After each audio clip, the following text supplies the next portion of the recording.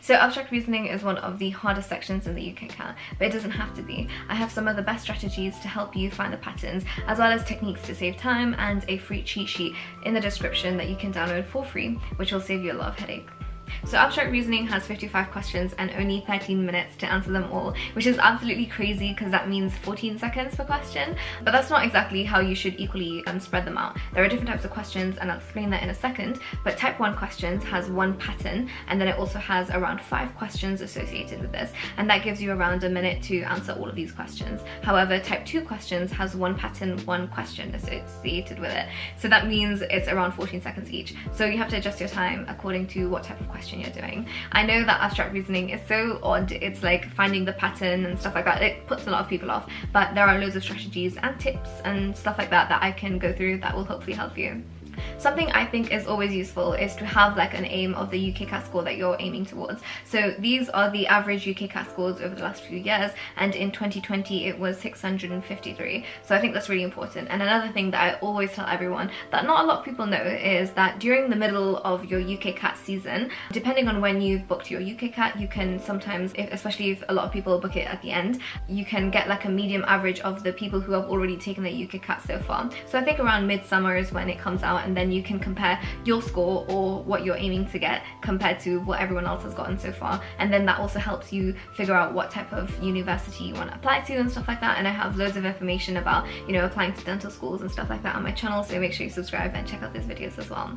So let's talk about the questions. So there are 4 different types of questions, and the first type is when there are 2 boxes of 6, and they usually have like 5 questions underneath saying which figure does box A fit into, and then you have to figure out which pattern it is, and usually the boxes have very similar or opposite patterns in them, and so these are like my favorite. The second type of question is series questions. So there is basically a flow chart, and usually something is happening next, something's turning up anti-clockwise or clockwise, or the colors changing and shapes changing, maybe the sides are increasing or something like that, and then you have to figure out what comes in after, so what follows on in the flow chart. And then the third type of question is a series question, which is basically when there is a box is to another box, as is another box to another box, and you have to figure out what comes in at the end. I really don't like questions types 2 and 3 because you only have 14 seconds to figure it out. Usually they're not that hard, but I prefer the type 1 and 4 because you have a minute per question. And then type 4 questions look very similar to type 1, but they are not. It's basically also having 2 boxes of 6, and then instead of having 5 different questions, you have 1 question, but you have 4 different test shapes, and then you have to figure out which test shape fits best to the box. I just want to reference as well, like strategic timing that I told you about before.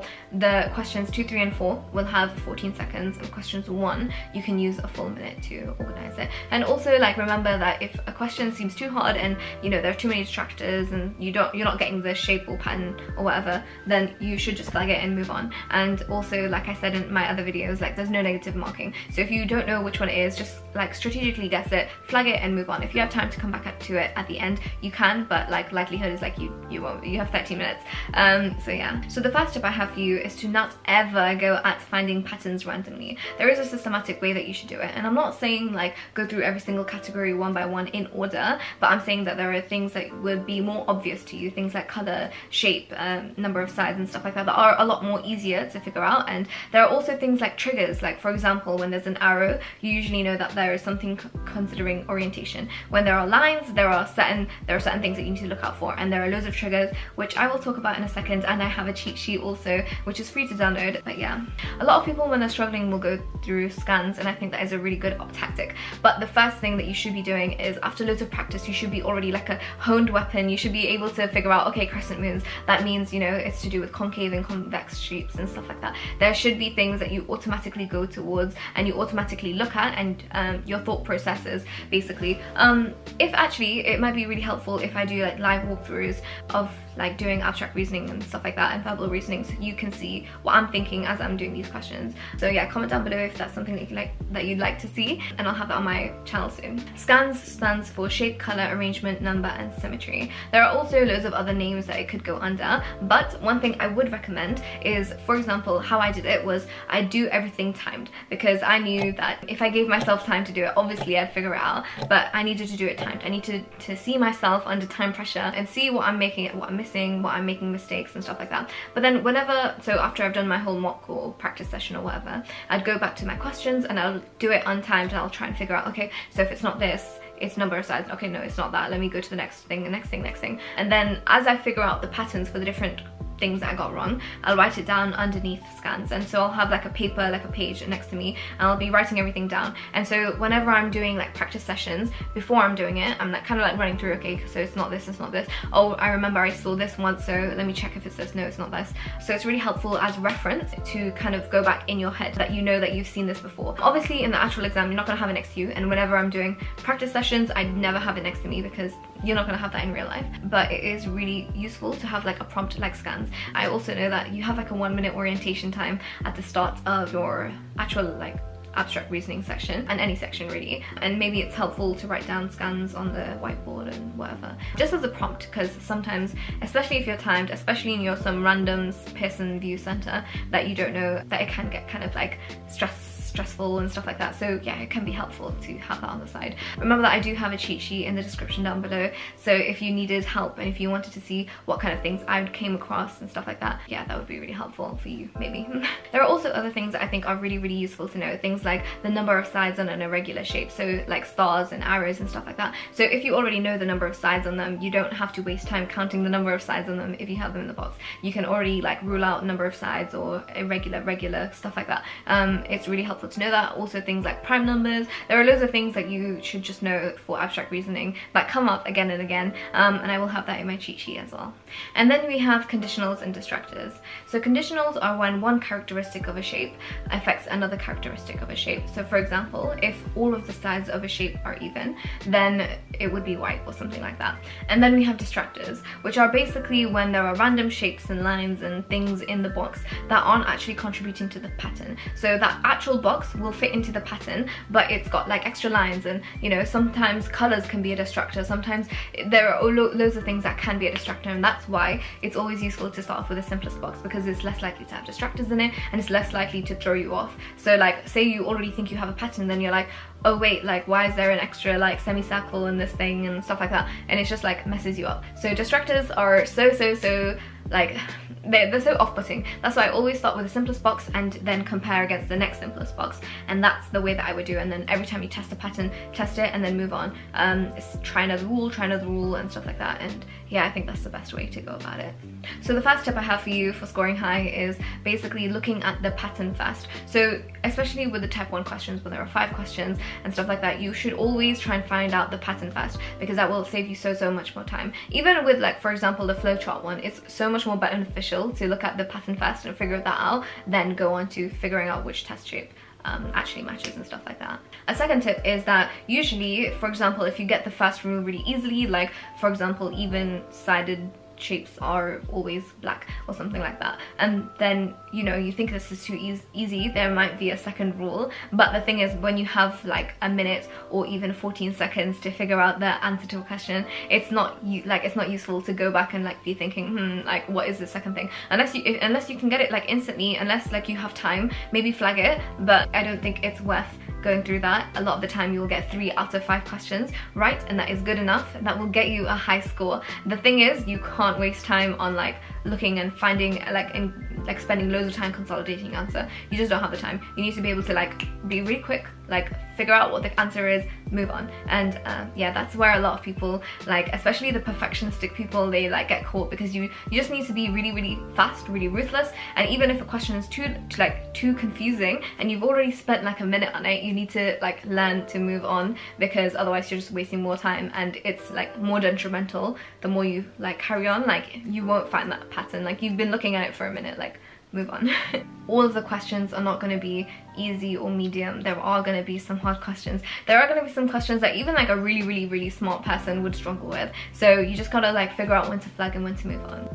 And yeah, in that same vein, I think doing as much practice as possible, because the more patterns you see, the more that it opens your brain to, oh actually this might be a pattern, and the more your brain will run through those patterns as well. It's really beneficial, because you'll start noticing patterns really quickly, or at least quicker than you did before. And so yeah, practice practice is key, and it's also important to use the right resources, which I will talk about a little bit later. Another thing that is useful is sometimes if a pattern works in one box and you compare it against another box and then another box, if it works in about 3 or 4 boxes, you don't need to try all 6 boxes. Like, that's a waste of time. You just need to know that it works for at least 3 boxes and then move on. Usually that is the case, and usually you will get your answers right with that. Another thing is sometimes a lot of the questions, it's really helpful to look back. Like, you know, sometimes you're seeing things like, oh, actually I didn't really see that there is an arrow in the left top right corner and stuff like that in every single box. So yeah, like usually there's something, or maybe there's a circle in the, you know, left hand side on every single box and stuff. So yeah, those kind of things are really helpful to look at. So another thing that I've already touched on is starting with the simplest box is really important, because this means that you're less likely to have distractors, you're like more likely to see the rule, and obviously every box fits into the rule.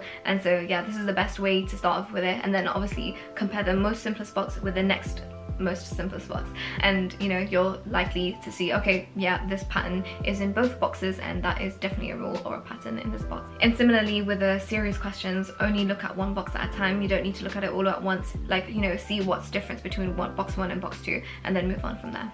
And with saving time, I've already talked about keyboard shortcuts in my other video, but I'll have some up here and in the cheat sheet as well. It's also important to know that sometimes rules can happen more than one in the same exam. Obviously there's 55 questions, you might get the same rule more than once. And another thing is, when you're using my cheat sheet, or when you're creating a cheat sheet of your own with scans and all of the different like subtopics underneath that, make sure you also create a list of triggers, because those are really, really important, and those things actually like save you so much more time than, and I don't hear enough people talk about it. So your revision timetable is so essential to figuring out how to do this like strategically and not haphazardly. So I would personally obviously figure out what the different types of questions are, get used to the format, like, you know, watching the video that you're watching, maybe going through the Kaplan book or something like that, and figuring out what the different types of questions are, getting used to the format and stuff, that what you're seeing basically, because we're not used to seeing abstract reasoning questions, and maybe even completing a few questions to see what kind of things they're asking for. And the second step, I think, is personally doing like a mock. So maybe doing like 55 questions all at once and doing it timed. And I think this is so important, because a lot of us think we can do a lot better than we can, or a lot worse than we can in the actual exam. And this is like literally putting you straight there. Like, if you were doing the exam tomorrow, this is the score that you would get and stuff like that. And then you can see which areas you're like struggling with, and you can see what you need to improve on, what things you just learn a lot just from doing the timed sitting yourself, because you realize, oh, actually, like, I don't have a lot of time. You might think of 13 minutes and, you know, not realize actually how stressful that is in the exam. And I think this is really important. And then you would use this as a starting base, and then you'd go back to obviously the questions that you didn't get right, and then you'd figure out in your own time what was the pattern here, what is my mindset when I'm going through this, okay, like trying different rules, what are the different things I'm looking for and stuff like that, and then creating that list next to you. And that is really, really helpful. And then obviously practice, practice, practice. I think practice is more important than theory. You won't be able to, like, you can't learn the way that you're thinking. Like, it doesn't make sense. Like, practice is the way that you will get your score. Basically, the more that you practice, the more you will get used to figuring out these patterns, especially because you've seen them before. Yeah, and you'll get faster at recognizing them. But in saying like all of this practice, it's really important to use good resources, because there's no point like learning really, really hard questions that aren't even going to be like, that's not standardized, that's not going to be on your exam. So I will talk about resources in a second, but this is what I would do. I would basically keep practicing, keep like learning and figuring out, like, am I getting stuck on something? Am I not getting past this grade? Like, why is it? Is it my timing? Is it like the patterns? Like, what is it that I'm not getting, basically? And if you're not improving, then there's something that you need to look at. I think especially if you're on a time crunch, it might be worth getting a tutor or going on like a Kaplan course or something like that. I think Kaplan courses are overrated, but I do think that, like, if you're struggling, if you have the money, then I think you need to do something, because, you know, your UCAT is such an integral part of your application. I think you're the only one who can assess how good you're doing with your revision. So like assessing how long you need more for that and stuff like that, and doing mocks regularly. So maybe doing a mock closer to your exam as well, figuring out, okay, this is where I would be if I carried on revising. Obviously there's a lot of things about people not burning out and stuff like that, but I think that kind of goes without saying, like, don't burn yourself out. I think practice is very, very, very important, but you know, you should be taking care of your sleep, taking care of your eating, taking care of everything else as well that makes you function as you do. So one of my favorite resources and everyone's favorite resource is Medify. I think they have a really good question bank. I think they have very standardized questions which are applicable to so many people, and I know so many people who used Medify and got really good grades. And I think part of that is obviously practice, part of that is like a little bit of that is theory, but I think most of it is practice. Another place that I think has a really good question bank is MedicMind, and they've just increased their resources so much. Like back in my day, they didn't used to have they didn't have all of this stuff, but I think like looking at them now and, you know, trying some of their resources out, it's really good. Obviously all paid and stuff like that by me, but yeah, I think that's really good. Another resources that I used was Kaplan. I actually went on the course. I think it's overrated, but the book is worth its weight in gold. So helpful, goes through theory in such a good way, and it's basically like the starting basis of your revision. I think that is really good. And they also have like timed online mocks and stuff, which I thought were invaluable. And finally, the ISC book. I think the ISC book is good for certain